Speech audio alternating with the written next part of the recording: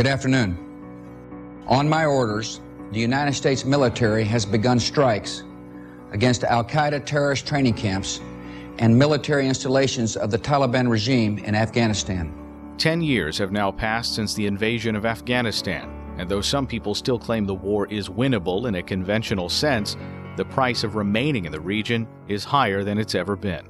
The narrowly targeted counterterrorism mission, with a clear set of achievable objectives, has evolved into an open-ended nation-building mission. President Obama tripled the number of troops in Afghanistan, vastly increased the number of drone strikes in the neighboring Pakistan, and also increased the amount of development aid to both countries.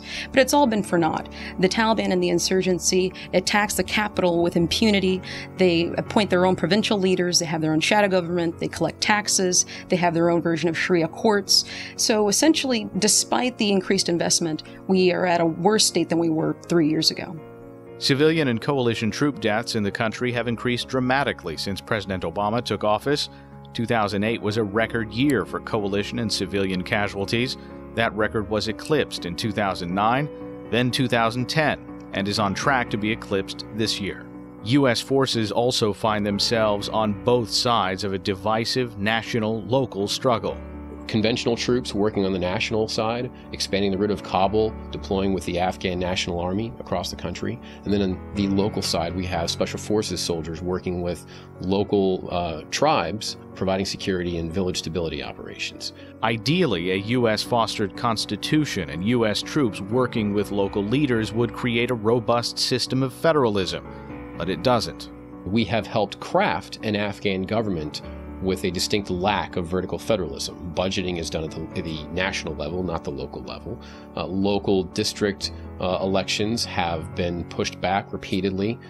We still don't have an Afghan government at the local level that the locals are in charge of. And because we have sub-governors appointed from on high, and because we have government at the local level being run by people who aren't chosen by the consent of the governed, then we continue to see a split between the priorities of national authorities and local authorities. They've had this very centralized state. They can appoint governors, district-level officials, even mayors. So this is not the sort of democracy promotion that we're led to believe. This is a very extremely hyper-centralized state.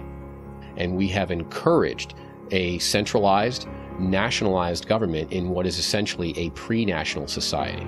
And that does make room for the Taliban. U.S. soldiers are regularly called upon to destroy the livelihoods of the very people they're supposed to be helping. The opium eradication campaign in Afghanistan can only be considered a counterinsurgency. And the quickest way to create a whole bunch of insurgents is to torch the livelihood of rural farmers who rely on this cash crop. I can't think of a more counterproductive policy that we've employed in Afghanistan. The presence of U.S. forces and necessary support services for those forces provides funding for insurgents. The Commission on Wartime Contracting recently found that construction and transportation contracts represent the second largest, if indirect, source of funding for the insurgency. Insurgents have been running protection rackets for contractors. It's grown to a point where the insurgents' second largest funding source is the U.S. taxpayer. We're funding the people we're fighting.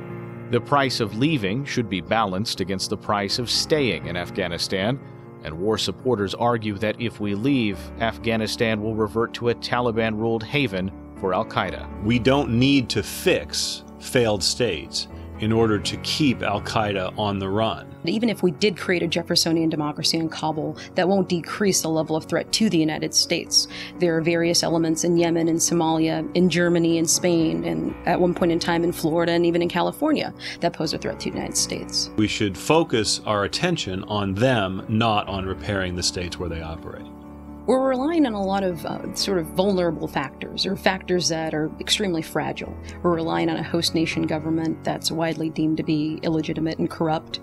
We're trying to train an Afghan national security force that we know have committed gross human rights abuses against the people they're supposed to be protecting. We also are trying to rely on various regional actors that have an incentive to see us fail. There is nothing morally just about propping up an abusive and predatory government that is unaccountable to its people. There is nothing morally just about coercing Afghans to bow to a government that they deem to be illegitimate. The belief that we can pacify this region is absurd and it's unwise.